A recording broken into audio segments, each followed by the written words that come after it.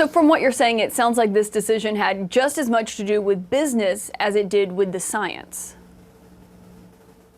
Well, so it really had a lot to do with what we thought people would be able to tolerate. We have seen relatively low rates of isolation for all of this pandemic. Some science has demonstrated less than a third of people are isolating when they need to. And so we really want to make sure that we had guidance in this moment where we were going to have a lot of disease that could be adhered to, that people were willing to adhere to, and that spoke specifically to when people were maximally infectious. So it really spoke to both behaviors as well as what people were able to do. Well, so then I guess the question, if this is based on science that you already had at the CDC, why didn't you make this change sooner than this week?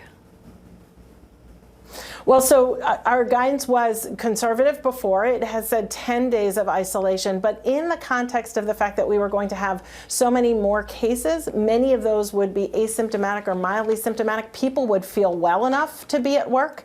They would not necessarily tolerate being home, and that they may not comply with being home. This was the moment that we needed to make that decision and those changes. It really had a lot to do with what we thought people would be able to tolerate.